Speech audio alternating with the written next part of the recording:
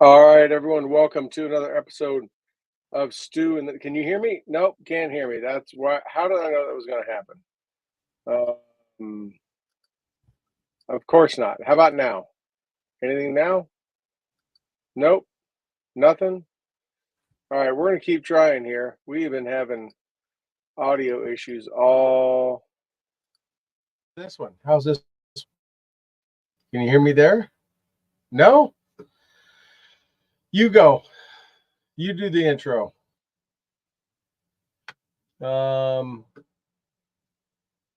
You go, John. I do not know what's going on. I'm there. You want me to go ahead? Can you hear me? We've got some technical difficulties, it sounds like, here. And Troy just pointed out and asked me to open up and welcome everybody into the show this evening. Lots to cover. I know he hasn't been on for the past couple of weeks. I've been doing some traveling and stuff. So while he gets busy trying to figure out what's going on his end with the microphones, I'll see if I can get us kind of started on some of the topics. Over the last few weeks, it's been super busy, as you well know. Lots to cover personally, lots to cover in the national news. We especially want to get into the prisoner swaps and the situations that are going on over in the Middle East and in Europe to cover there. First off, I'd like to say thanks to Troy for having me in this evening, kind of sitting in with him tonight to cover what's going on. I just recently returned from Milwaukee, where I was working as one of the staffers for the Republican National Convention for 2024. A very unique convention, very well run, very popular, lots of viewers, lots of attendees, very, very enthusiastic crowds out there. We were very lucky to be able to have this in the Fiserv Auditorium there in Milwaukee. Beautiful facility. Milwaukee Bucks have got a great facility for their team there. The funny thing is our offices were in the locker room for the Bucks, if you can believe that. Really? So I'm sitting in there looking, as we were working, looking at all the players' names above their lockers and everything with the tables that we were doing. My job ended up being working with logistics and operations support with a great crew run by Ryan Price and Ryan O'Dwyer, a great crew of some paid staff and a lot of volunteers that come in every 4 years to help us get things done. And boy, did they ever. And my gratitude out to any of those who might be watching that attended the RNC Convention. Got to see everything up close and personal. Got to meet a lot of old friends from 2016 when I did my first convention, and hope to see them again maybe in 2028. We'll see. Hey, Wolf, can you hear me? Still nothing from you, Troy. No volume, nothing. I can see you. They are saying they can hear me, on YouTube. You want to try and sign back in and out or something on that, maybe? So they're saying they can hear me. We've got some chats coming in. Ah, okay. So, good. They can hear you on YouTube? Yep. So we're being told, if you look at the chat, yeah, the show chat. Okay. You just can't hear me. So maybe it's on your end. Chat says that they can hear you. Okay. Maybe it's your end. Everyone else can hear me, so I'm pushing out. No, okay. I heard the music as we were coming in. It's sort of a funny one-way conversation between the phone and Troy here as he's trying to figure out what's going on. So I can hear you, Wolf, and everyone can hear you, and you can hear the music. You cannot hear me, but everyone else can hear me. So I don't know what is going on. Let me see. I'll see if I can get Wolf to drop.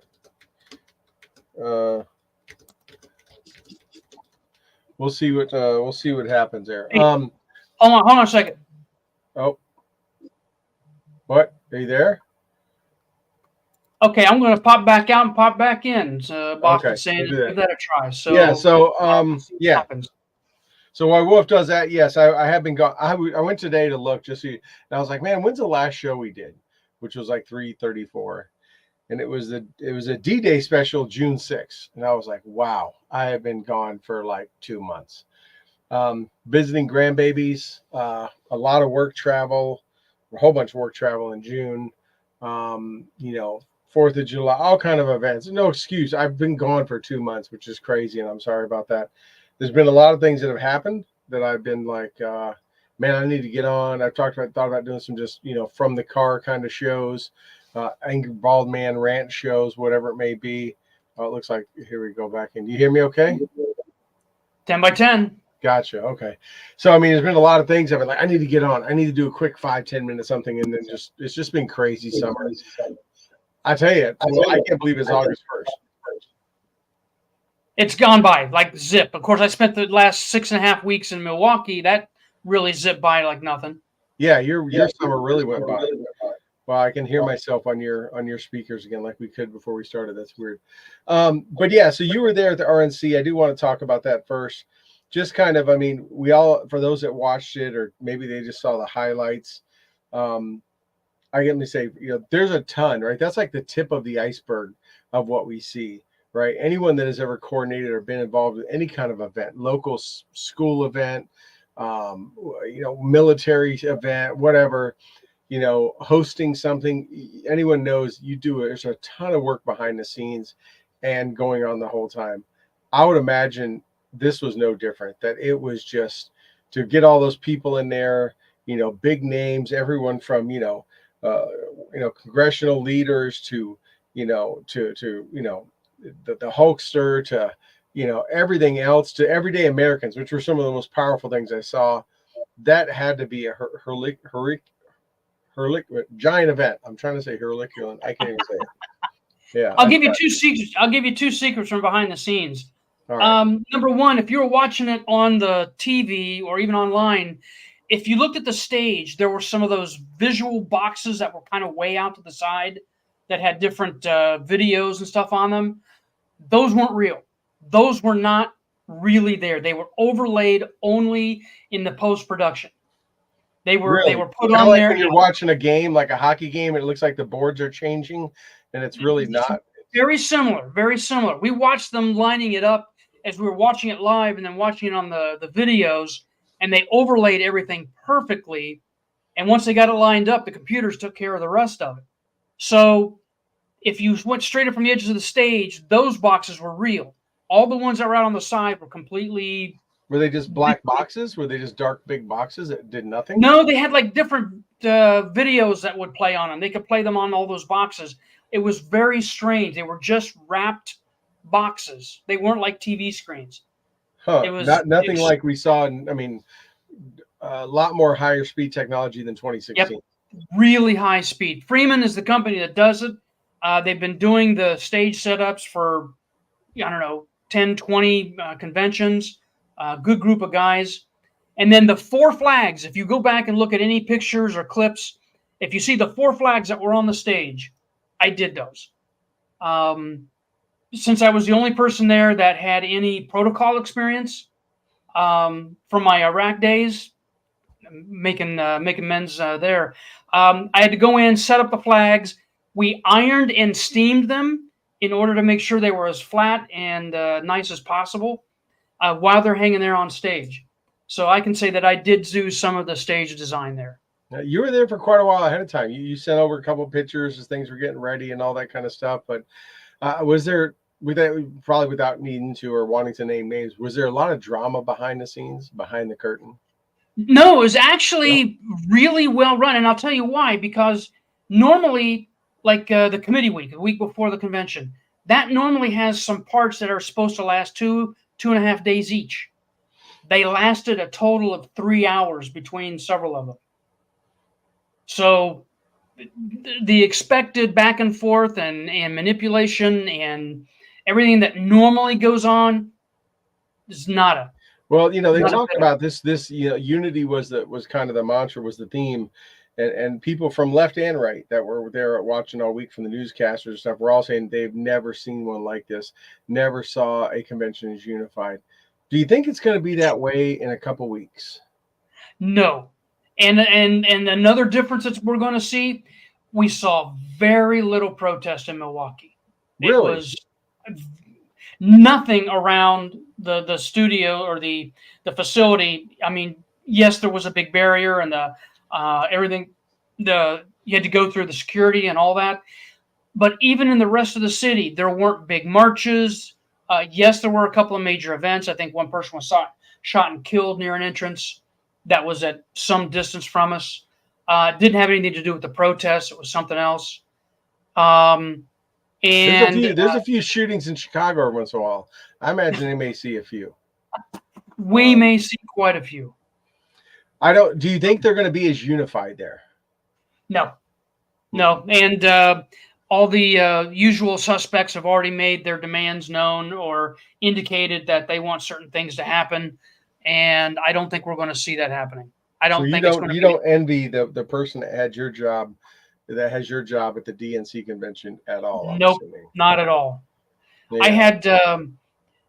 I had a really good time. It was very tiring, of course, like it usually is the last 2 weeks. Very stressful, very busy, long hours. We stayed in a dormitory that was made out of the old Pabst Brewery. That was unique. That was fun. And got to go to several really fine drinking establishments around the city. That I got to give a shout out to Shakers. If you're in Milwaukee, like a light up, like a rooftop, you got to go to Shakers, the haunted Bordello from Al Capone's time. Okay, there we go. And the Speakeasy, which is another hidden place over there, long time there in Milwaukee, very famous, unbelievable time. Nice. So was there any last minute? I mean, we saw people like the Hulkster and Kid Rock, and I know I'd heard about Dana White was going to be the one presenting, but his President Trump's granddaughter, anyone like that was kind of a last minute ad, or just someone was like, hey, we're going to put this one up there, or was it pretty well planned out? You guys knew it was pretty well planned out. Some of the unique things that you may not know unless you're an aficionado, for the presumptive nominee to be there all that time is unique. Yeah. He sat in the VIP boxes and listened to the speeches and stuff. That was extraordinary. Back in 2016, he made an appearance on the first night, which had never been done before. Mr. Trump likes to do things that way, to make things unique and put his stamp on it. And he did it very well at this one. Yeah. I was telling some people that they don't do, they wait till their last night and they make their grand entrance and that kind of stuff. And yep. Yeah, it was a grand entrance every time. Was that kind of his plan, or was that a result of, you think, the assassination attempt, or was that his I think partially, a little bit of both. Partially because of the assassination attempt, the enthusiasm was much, much higher for that. Yeah, I can't imagine. I was down in South Carolina at the time, and I was talking to my son, and I was like, we were watching. I was like, imagine if that dude had been successful and assassinated him, man, that would have blown that world up. I mean, I would imagine you guys would have had to postpone or do something. I mean, Yeah. it would have stopped everything. I mean, it would have been. Well, yes and no, because they have to go through the nominate. They got to nominate somebody. Right. They may have had to postpone it a week or something to make arrangements. But that's a really good point. I hadn't thought about that. Is what happened, or even if he wasn't successful, would he been severely injured and Right. couldn't make it there or whatever? Same thing. Right. You know, if it was more than just maybe it caught him just inside, or got, you know, it fractured the skull, or had done any number of things that it could have done within millimeters that, you know, what would have done. But yeah, that was that had to add a whole different kind of feeling to that week, right? You'd been there for weeks getting ready, kind of knew, you, like I said, all the people were planned out. You know, you kind of knew the music was going to be, what the band was going to play, blah, blah, blah. And then all of a sudden that happened.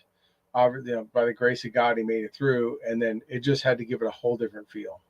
I will say that for about an hour and a half, things came to an absolute screeching halt as they ascertained what had happened, his condition and all that thing. People just held their breath. It's not that they were inactive, couldn't do anything. They were just holding their breath, hoping for the best. Well, Don Jr. even said that, right? He said it about 90 minutes before he knew. Like, everyone was kind of, you know, in the dark until, you know, they finally got some good reports. But, you know, I think made people feel good that, you know, when he pumped his fist and was able to walk off stage, all that stuff, obviously they weren't carrying him on a gurney. But yeah, people, I think, were still, you know, still pretty shocked and not knowing, you know, what could have happened, right? When Reagan got shot, you know, it looked like that was pretty minor too, but, you know, he came to within millimeters of losing his life. That it was a 22 bullet, but it almost got him, you know, in the heart, if I remember. I think it was a heart or the artery or somewhere. But you know, that was that had to be. But yeah, that was something, and boy, that made it one of the definitely probably the most watched convention there ever was, because of just the assassination attempt, right? Especially that Monday night. The fun part is I got to meet up with our good friend, Mr. Bellavia. Just after he was, or just before he was due on stage. Got to see his bit live. Entertaining as always, great enthusiasm, great applause after he spoke. Well, he's great in a green room, because that dude has lit up some green rooms over his time, and I can imagine. Well, was he just there that one night? Yeah. I can imagine he was having fun in the back, because he's got just a natural comedic wit, and just keeps people laughing. So yeah, I saw you sent over a couple of pictures of you with different people and that kind of stuff. Got to hang out with some different folks, and I imagine some of it was kind of from 2016. Even some kind of or back in the day, some kind of old friends reunion. It was Ryan Price and Rhino Dwyer, who ran our part of the operation. I first met them back in 2016, and many of the others that were back and forth, similar positions. This time as they were in 16. The funny thing is you couldn't talk about 2020, even though we had an election, because no one did anything. There was really just the meeting of the delegates, and that was it. Nothing else. And that's kind of normal when you run for re-election, right? When the incumbent's kind of running, there's not really, there's not a big party convention, all that kind of stuff. So yeah, it'll be interesting. So, we got the 15th is the DNC convention. Yep. All right. So we're about 2 weeks away. Well, they're supposed to have their nominating call, I believe, on Tuesday or Wednesday. Well, the Vice President Harris said that she's going on the road with her VP pick on Tuesday. So I guess we're going to find out between now and then. And we'll see where that goes. But boy, President Trump does not disappoint when it talks about an interesting news cycle and almost daily. That is for sure. But yeah, and speaking of, when all that happened, and everything, like you said, everything, when the assassination attempt happened, and you said kind of held their breath for 90 minutes. It was kind of, I kind of looked at it from a surreal standpoint. Did you guys kind of look at it too, of just like, that was a piece of history. I was like watching, I was telling my son, I remember where I was when Reagan got shot. I remember distinctly where I was and what I was doing. And I was a kid. The space shuttle blowing up, any of those, 9/11 happening, all that kind of stuff. to me, this is one of those moments. I will never forget where I was. And my mom who's listening is the one that told me. I was playing with the grandbaby on my knee, and she asked me, "Are you watching the news? Are you watching Trump's rally?" And I'm like, "No, I'm playing with the grandbaby." She's like, "Trump just got shot. You need to turn on the news." And I was like, I couldn't grab that remote fast enough. I was like, "What?" I mean, just was like, "What?" It's like, "What are you saying?" It almost didn't seem real. We were trying to watch it live. We didn't have any news feeds. It was Saturday afternoon. We were all in our quarters at the time. And I was sitting next to a good friend of ours, and we were both coming in on our chats immediately as it was happening because we were talking to people while it was going on. And they said he got shot. And then I dropped it, as you saw, into our group and said, guess what just happened? And it was hard to find an open channel because people started flooding the internet so hard and everything was slowing down and everybody's internet was starting to crash. They were trying to figure out what was going on and get word. And of course, our good friend was trying to find stuff from people he knew were there, and nobody had anything for at least a good hour, other than the fact that he got up and what we saw on the camera later, and they got out of there. Right. Yeah, that was something. There was no doubt when I saw him raise his fist, and I gotta say, when he was yelling "fight, fight," I'm not great at read lips. I was thinking he was saying something else, something someone probably would normally say when they get shot in the head. That's what I thought. I was like, is he just dropping F-bombs, like screaming, like, And then we're like, no, he said fight, fight, fight. I'm like, okay, they both start the same. I could see that, but I really thought that's what he was saying at first. I'm like, well, he wasn't saying "Let's go, Brandon." We know that. No, he wasn't saying that. That's for sure. But yeah, it's and it's so sad. I've been talking in our circles and other circles that I was just talking to somebody the other day. I'm like, boy, how much this has changed the American people's view of our government. I remember back in the day when there were certain organizations like the CDC, the FBI, or the Secret Service that you held on such a pedestal, right? The CDC said something. It was like as good as gospel, right? The Lord himself spoke it, right? If the FBI was going after somebody, charging people or doing whatever, they were the creme de la creme, just like the CIA is and all that other kind of stuff. And you would, regardless who was in office, you and I both know there are people that do 20, 30 years in those organizations that go from administration to administration. And just because they work for the government doesn't mean they support the policies, the person, right? It's a job, right? They're just supporting the thing. And to where we are today, where, no one trusts the FBI leadership or anything they say. People just blow off anything the CDC. Everyone blows them off now. No one can trust anything they say, or the NIH or any of that kind of stuff. They have eroded the American trust so bad, where now we look at the Secret Service, and immediately after that happened, everyone's going, how are you not watching that? I mean, people are saying, I'm the most lay person could look at it and go, how are you not watching that roof? It's 150 feet away. Like, there's a 350-foot water tower behind it that could watch everything. You're the Secret Service. How are you not, we've always had this view of, from, if you've ever been to an event or in DC or anywhere, they're everywhere. There's snipers everywhere. There's this. They walk alongside the president. I mean, they're surrounding them, and you see something like this happen, and you go, you are the best of the best of guarding a principle, and you let this happen. One word nobody has mentioned. I just realized one word they have never mentioned: helicopters. Where have you ever been to something like that, whether it's a concert, a big speaking event like that, and somebody hasn't been flying overhead cover?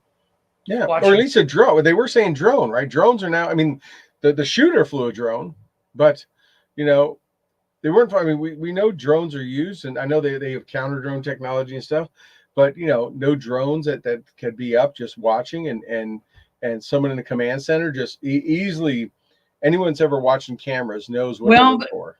The problem is with police surveillance and stuff, drones in the U.S. are really, really looked down upon under surveillance. Although some use them for small purposes. I mean, they may be looked down upon, but you're guarding a president or a future president or past president. So we're putting snipers pointing guns at people, but it happens. I mean, there's I've worked at some government facilities in my career. I'll just say that were, when you drove through the front gate, there's a guy with a machine gun that has it pointing at every single car that comes through the front gate. Some very, very secure facilities. That's just the day code. That's just how your day starts, right? It's just pointing in that general direction. You pass, you flag yourself in front of that, 240 machine gun. That happens. But whether it's a helicopter, it's a drone, it's an aerial asset that's looking down, and kudos to him for going back there. I guess he's going to go right back to Butler, PA, and do one in that area. Of course, I don't know if he's going to that same exact spot or not, but I guarantee you everybody's going to be looking and pivoting their heads, looking to make sure every single spot's covered. But yeah, it was just sad, right? I've done a number of security things, both in the military and out, and still to this day. And I'm pretty familiar what it means and how to handle guarding a principal and how to, keep an eye on things and doing BOLO and doing OODA loop and all that kind of stuff. And that's all like pretty basic stuff. And you look at this and go, this was the Secret Service. You're blaming the locals. You didn't have communication channels. You didn't do a briefing. I mean, I'm actually surprised that there weren't people there just to watch, because it was so close, that were there just to watch the crowds. I mean, that's closer. I mean, that's what they had at January 6th, didn't they? Well, it's closer than the seats across Waveland Avenue to Wrigley Field. Right. And they packed those buildings, and that's much farther away. Right. And these would have been close. You'd had a bird's eye view, pun intended, of the president and everything that was going on. So I'm kind of surprised locals weren't up there to watch. There are locations like airports, big events, inaugurations, all kind of stuff, where they run unmarked, if you would, civilian-looking security personnel that just walk through looking and listening, right? They look like everyone else. Look at our air marshals, right? They've gotten better at hiding them. They used to stick out like a turd in a punch bowl when they first started that program, but they've done better at fixing that. But still, if they get on that plane, and unless an incident happens, you don't really know, unless you really know what to look for. They do it all the time. You don't know who that air marshal is until something happens, right? They just mix in with everyone else, get on a plane, blah, blah, blah. And for them not to have that moving through the crowd, moving around, even in that outer area where someone's starting to yell, someone's on the roof.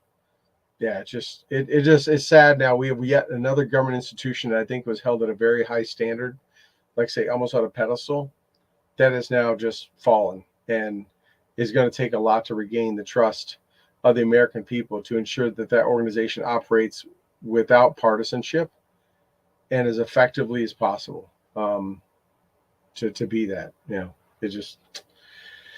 It's sad. It's joined those other organizations that we used to hold in high regard. But what else you got, man? What else you want to talk about? We got a little bit, about 30 more minutes. I know there's no shortage of stuff, but you had a couple topics you wanted to hit on. The prisoner swap. I know that it's going to take up a lot of talk over the next couple of weeks or so. And what have we turned? I don't think it'd be the next couple of weeks. It'll be over the next week, and then it's going to be about the convention. They'll forget all about this in a week, if that long. I think you're giving them too much credit.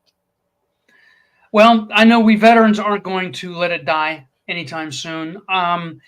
It's the largest swap since the Cold War. This is, almost as bad as what Obama traded for Bergdahl. When you look at, what was that, 5 for 1? We gave them 5, and then on top of this, doing plea deals for 9/11 guys. Yeah, so and that's a whole other topic. They're trying to dump everything out before he loses in November. Yeah, I mean, so back on the prisoner swap, right? It's I don't know if it's worse or better than Obama's, right? Because I think Obama's was worse, and the reason why I say that is, hold on, I had to sneeze and I don't want to blow everyone's ear out. The reason why I think it's worse is because these were innocent Americans, right? 3 or 4 that we got back, and yeah, we gave a fair amount of people, and as did some other countries, right, to do this. But Obama's was giving for a deserter, and Obama gave 5 known terrorist leaders that had killed Americans on the battlefield or been responsible for it, for a deserter. That also, by the way, I mean, I have some somewhat personal connections to for a couple different reasons. Had walked because he was actually at the fob right near where I was. Had walked off the fob and deserted, and the entire country stopped all operations to hunt for him. And a number of people, both Afghan military and U.S. military, got wounded and killed trying to find this deserter who did it at his own free will. Wasn't kidnapped. Wasn't kids taken in a firefight. That'd be different, right? Wasn't taken a POW. Knowingly, took a bayonet knife and a notepad and this kind of stuff and walked off his base. Now, I'm going to remind you that I was on the Bergdahl recovery mission for 4 years, working with the teams and the parents and the commander as we tried to coordinate, okay, what exactly are we doing? What can we do? Where is he? As we try to locate. Right. And I had a lot of good friends that were over there as part of that, both in the tier 1 units and below. I was also talking with the family.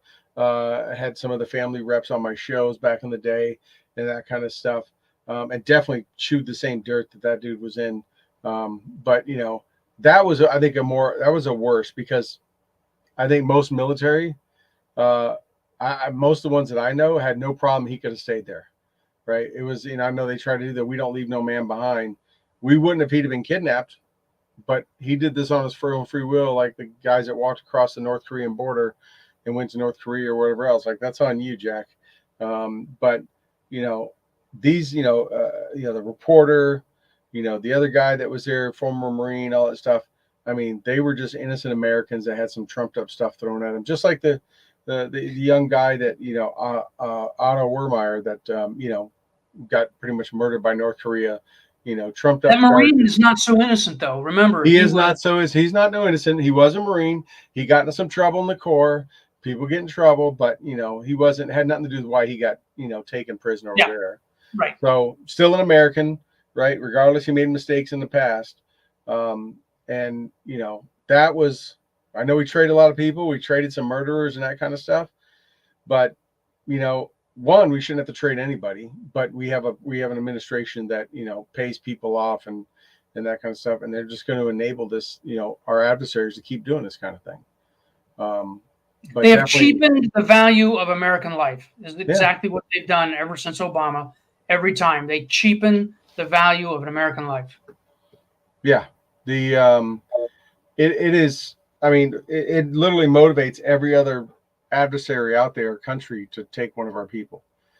I mean, from either friendly countries, right? There could be people in Paris right now at the Olympics that could get snatched off the street and carted across the border or doing whatever. And, it's easy to move people around through the EU and everywhere else. And they could find themselves in a prison camp somewhere and want to trade for that or want millions of dollars to pay out.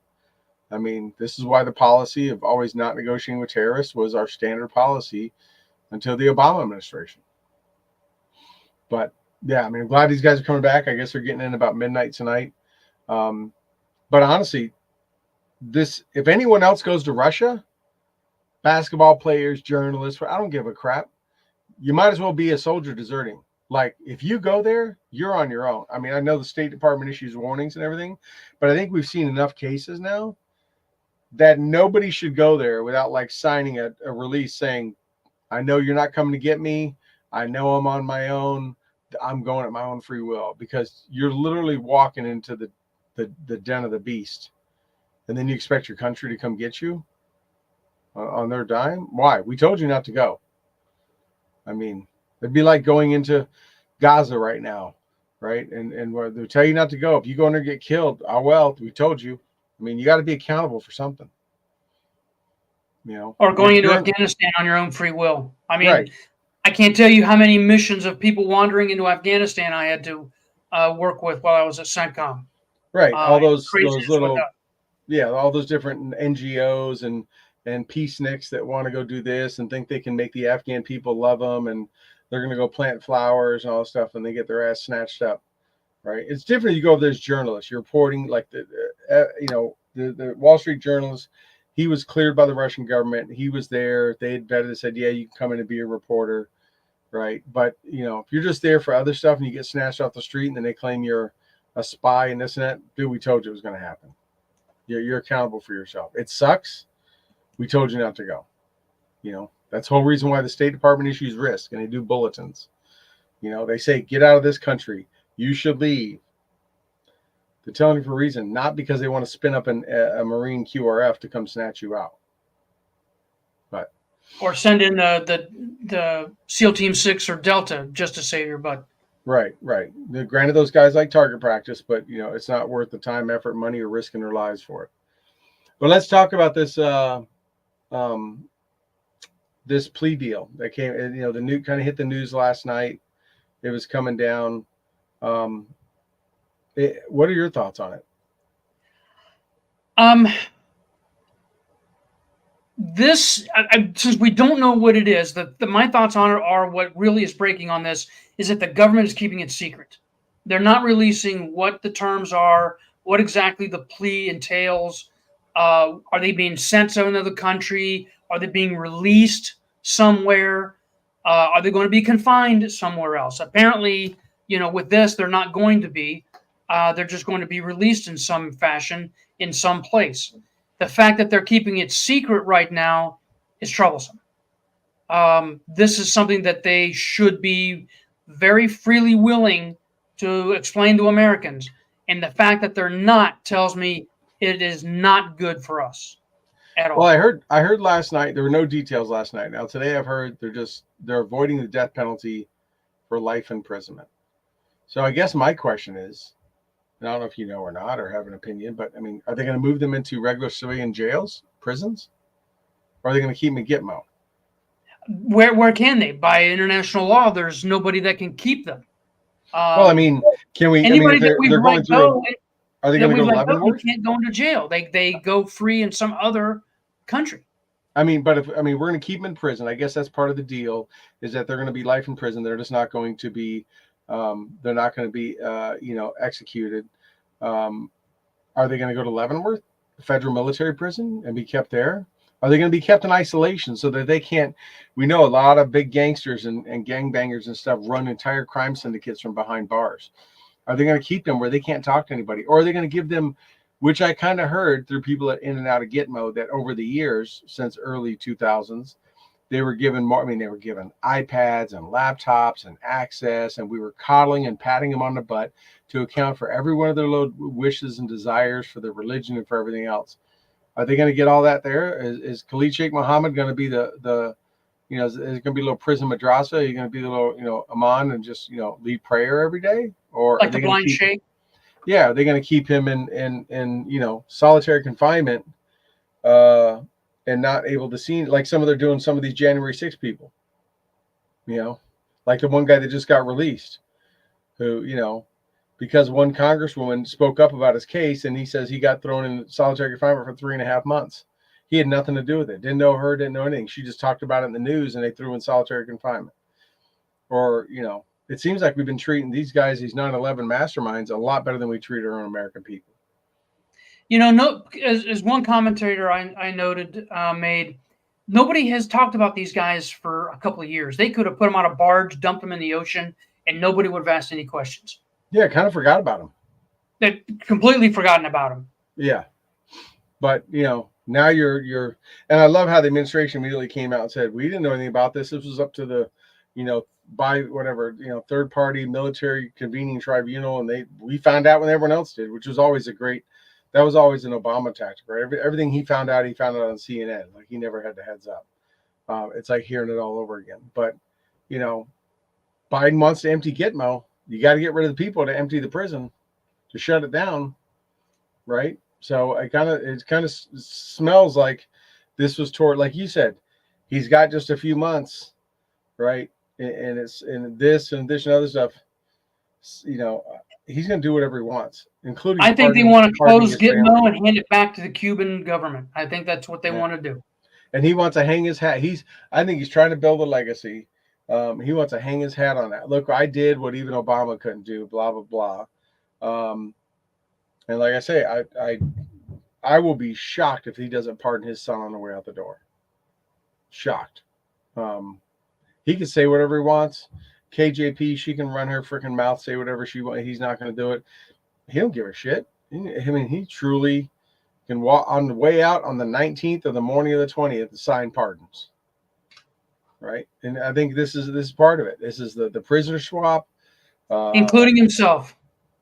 Yeah, the prisoner swap, the this kind of thing. I mean, it's almost like we haven't seen him, right? Short of, we saw some video today of him calling them prisoners. He hasn't given any press. He hasn't given any interviews. Kamala hasn't given any interviews. I mean, I guess he's just going to stay like when he was campaigning. He's going to go back to the basement and just wait it out until January 20th. I don't know. Not that anybody is going to complain if they never see Joe Biden again. I'm not. No, except that he is the guy that was voted in, apparently. I'll just say that much. And people can, either he's still going to be president, right? He can't be what he's calling the Army Road, right? Retired on active duty. He's either the president, the guy with the button, the nuclear football, or he's not. And, if he's not, then it needs to be handed off to the next one as per the Constitution, right? Which means, and I don't think they want that. I kind of was in a split feeling. Part of me was saying a few weeks ago that if he were to step down before he did, that they would probably 25th him. If he didn't step down from the presidency, they would 25th him so that they could show Kamala has some executive experience, right? And get her like 4 or 5 months of being executive. Much easier to keep an incumbent than elect a new one. Right. And to say, well, she's it. And, look, she did great for those 4 or 5 months, blah, blah, whatever, right? How the news spins it. But now I've been starting to think, well, I don't think she can handle both, right? She hasn't done shit in 3.5 years. She's done more in the last 2 weeks than she's done in 3.5 years. She's been on the road more. She's been speaking and not making word salads, all that stuff. I don't think she can handle, and she hasn't even started like debates or real interviews or anything like that. And town halls and all that kind of stuff. I don't think she could handle doing that and trying to be president. So part of me has been starting to think maybe they're not doing it because she physically could not handle doing both jobs. Like she can't handle, she just is not mentally capable to be the president if she were to get it through 25th or he stepped down or whatever and try to run a campaign. So they leave him there and let all of his handlers run this country and let her just focus on that and stuff. So I don't know, but it's the honeymoon's ending for sure. She's got to start talking at some point, and I think people are going to remember why she had a 13% approval rating really quick, probably before the end of August. They're going to realize, right? No, but people like chlamydia more than they liked Kamala Harris. Like they had a higher approval rating. So we'll see, but it is interesting. I don't know your liberal friends, Democrat friends, how many of them have been quiet for months, and now all of a sudden they're just like hitting all their posts are all about I'm with her, she's the greatest, blah blah. It's like they all came alive like zombies. Are you seeing the same thing? Yes, and all of it is all gaslighting for the most part. Trying to change what she said, what she did or didn't do, trying to build her up and change the history that play the tape. Oh, we got to go back, play the tape. Yeah. She's saying it. She's not doing it. How can you try and stand her up as being for this when she's been doing this instead? Very liberal activities. Just taking down websites that talked about her comments, disappearing them. Yeah, it's amazing. She makes John Kerry's flip-flopping look like nothing. I mean, she is, and they're going to be playing that tape over and over. And I love how the left is like, well, let's not look back. That was in the past. Okay. Why are we looking back on J.D. Vance? Why are we looking back on January 6th? Why are we looking back on Russia? I was like, you can't have it both ways. And I think the American people, you see enough of the man on the street interviews, the American people the American people are not buying this Kamala thing. They're not. No. They're the ones that gave her a 13% approval rating. They're not all, the diehard lefts who were going to vote. I mean, literally, they could have wheeled Joe out in a coffin and on November 5th, and they would have voted for him. They're not going to change the way they're going to be. And as we know in elections, the extreme rights and extreme lefts, they're already in the can anyways. That's not who wins elections. Right? It's moderates and independents. And right now, the moderates and independents aren't buying what the mainstream narrative is. They're looking at what's in their checkbook and they're looking at, what's in the refrigerator. And and their neighbor's app to see how many cars are getting stolen and houses are broken into. That's what they're paying attention to. Yeah. It drives me crazy trying to convince or talk to other people who cannot open up their eyes and see, what is right there in front of them. They don't want to go there. They want to talk some talking point that somebody generated 6 months ago, thinking it's still pertinent today, and it's not. It just doesn't work. Yeah. So do you think the Republican Party and the Trump Vance ticket is? Do you think they've changed their thoughts or plans or anything much since the Biden stepped down from running for re-election? Do you think they're still on their train is still going down the same path? Their train is doing very well. Vance was a strong pick. He was always the one that I assumed was going to be the pick. For a while, I thought maybe Tulsi might step in and take it, but in the long term, that would not have worked. And for the last 2 or 3 weeks, I've been watching Vance and his appearances and things, and it just dawned on me that, that's going to be the guy for the same reasons. It's interesting, the short list that President Trump had was a pretty solid list, right? I think he even said yesterday in that when he was in Chicago, right, they were all good people.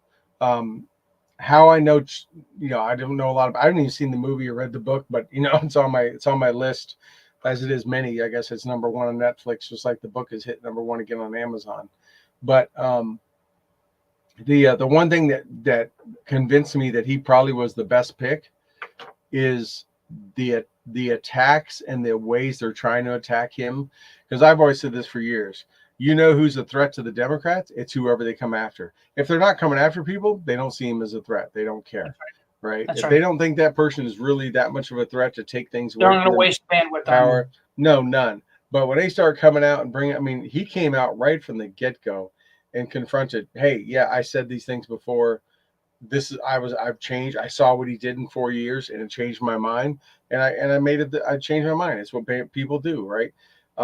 He kind of took the wind out of their sails. He knew what they were going to come with, and they're now picking on every little thing they can, and his family, obviously his wife, all that stuff. That's how he's probably a pretty good pick, and they're really worried about him. Let me give you another insider from the convention. One of the people that worked for me at the convention, I sent this person on what was supposed to be a very simple, nondescript task, a common one that we get asked all the time in logistical support. This person ended up meeting Vance, his wife, and their kids, and doing something with them and doing some things with them like a normal family right after he was announced. And this person told me that they are truly trying to be a normal American family with 3 little kids, 7, 5, and 2.5, that they've got.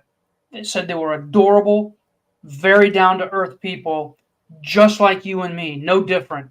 And it was really good to hear that, for someone that can see it from the inside. Well, he does have, I always say, the VP pick is usually, has always been identity politics, right? People have typically picked VPs that help carry over the line. Right now, they're saying Kamala is going to pick either Mark Kelly or Josh Shapiro because she needs one of those swing states, Pennsylvania or Arizona. Like either one of those guys can pull that entire either state, even though they're from there. But it's always been, right. We know why Obama picked Biden and Trump, why he picked Pence and stuff. It's always about pulling across votes that you probably aren't super strong in and can't pull. And, I think it's why Biden pulled Kamala. And pulling J.D. Vance, the only person more like Trump than Trump would probably been Vivek, right? J.D. Vance is probably not far behind that. But he didn't play identity politics. He didn't need to. He felt confident enough in him being at the top of the ticket. And literally, I think, I heard him say to Vance, "Are you ready for this ride?" or something to that effect, right? He knows whoever he picks that's going to be the guy in 4 years. And Vance at 39, he picked a guy not that because he was a certain gender, or he was a certain this or whatever. He picked someone that he felt could carry on the mission for the next 8 years after, and really is, unlike Trump, who was born into money and that kind of stuff and everything, epitomizes the American dream. Grew up poor, raised by grandma, mom, drug addict, alcoholic, all this kind of stuff. Went to the Marines, got into Yale, went to Ohio State. I mean, really pulled himself from not much different than Ben Carson, right? Pulling yourself up from welfare and the poverty and just the low income part of our country, which is a vast majority of it, and succeeding and look where he's at now. I mean, it's a hell of an American story. I've got to say that I'm from the same territory. I'm an Appalachian, however they want to say it, by birth.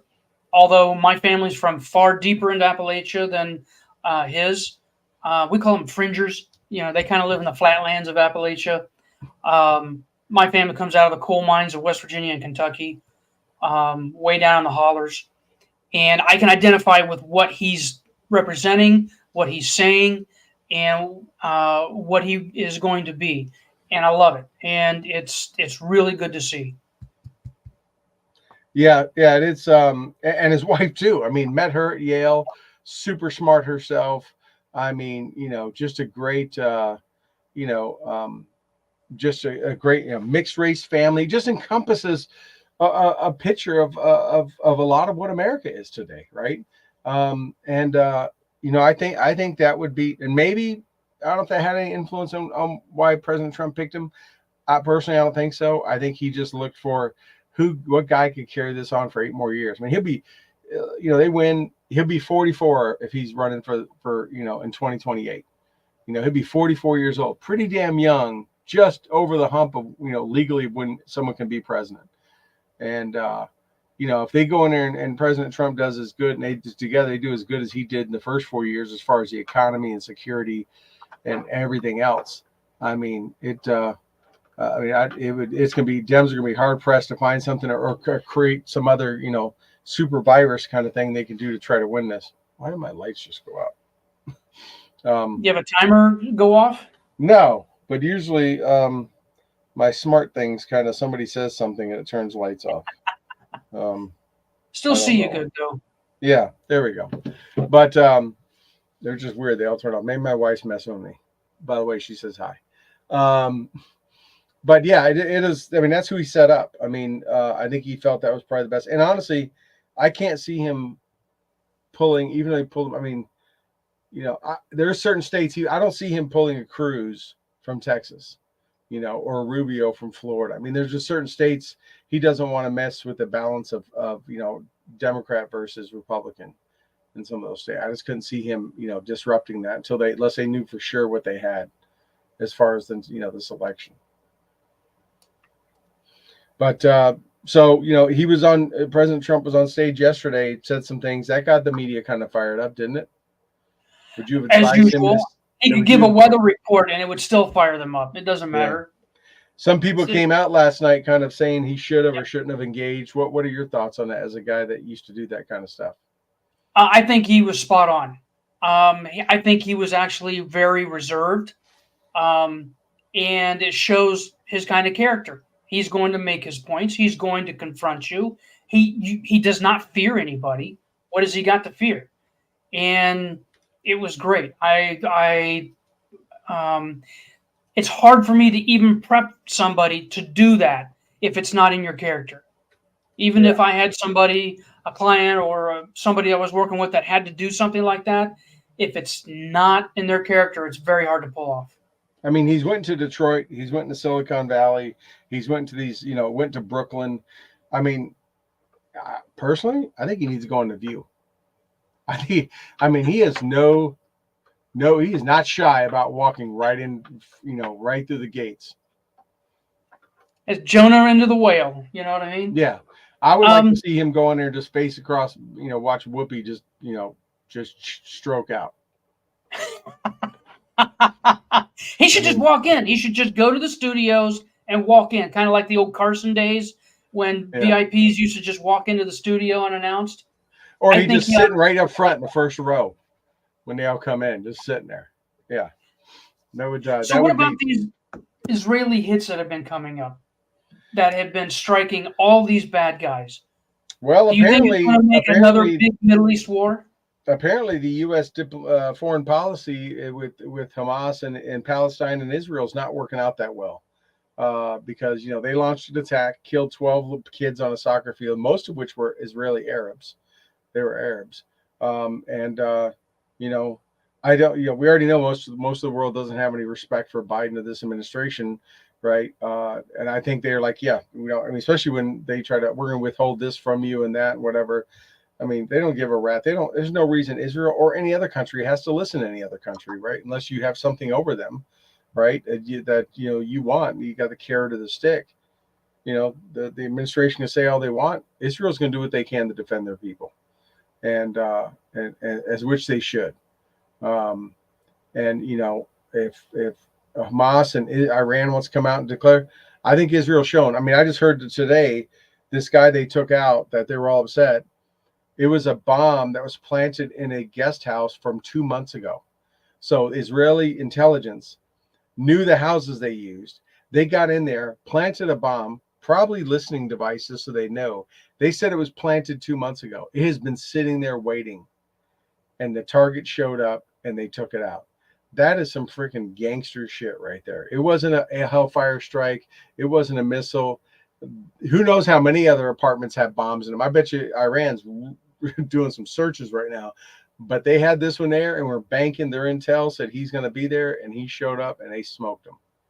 I mean, that's not the kind of adversary you want to go against. No. And you realize what happened the last time Iran made these threats, and would they throw 144 missiles or something at them, and Israel took out every one of them?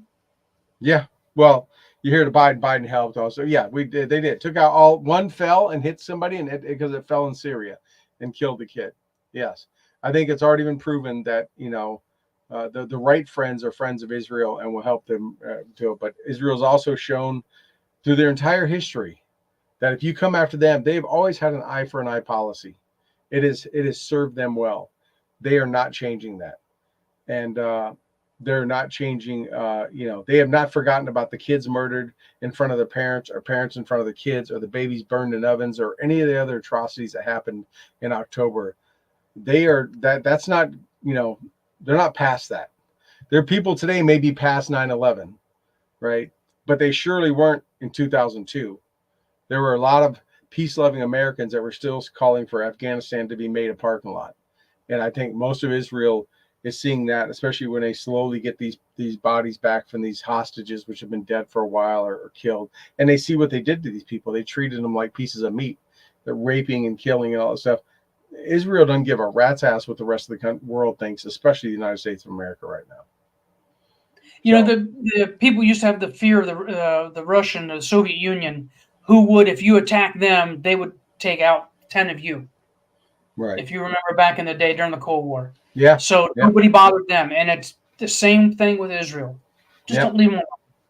I mean, it's what Russia did, right? So, Russia came closest than anyone in all the history of the world of conquering Afghanistan, right? No one could ever get as close. And had it not been for Charlie Wilson and our Stingers, they would have done it, right? Because Russia was completely brutal, right? If they, there's no trees anymore between Kabul and Bagram. It used to be forests and orchards and all that stuff. They burned and defoliaged every bit of it to the ground, right? If someone attacked a Russian convoy and ran into a village, even if they weren't from that village, if they could hit it with artillery, it got a rolling barrage and everything got taken out. If it was outside of artillery range, they sent in a fleet of Hindees and they destroyed every hut and house in that village, regardless. It could just be the person ran there. And they got attacked so many times between Kabul and Bagram. That's why they burned everything to the ground. They burned it and just killed it to the ground so they couldn't hide. Russia they did that. They took 10 for every one. And they did not care about human life at all. That's how they almost ended up winning in Afghanistan. It was until we intervened. So if you don't care about life, yeah, you can do that. If you don't care about mankind, for sure. Hey, we got to get running. Anything else before we go? We got just a few seconds left before we let everyone go. Thanks for having me again, Troy. I really appreciate it. Thank you, Wolf. Appreciate it, buddy. Thank you, everybody. Episode 335. Sorry it's taking so long. Really trying to get back to doing better and getting more shows. But stay tuned. Follow us on all of our socials, and And any ideas, drop them on our Facebook page or wherever. Give us ideas. If you have any guests, we've got some we're working. Hopefully have one on next week that we have from old time guests from back in the day. But thank you for tuning in. Thank you for listening and watching. And try to do better at being here. Should hopefully have Toby on the next week or two. So thank you so much, Wolf. Appreciate it, buddy. Cool. All right. See ya. Okay. Thank you. See you too. Everybody, you have a good night.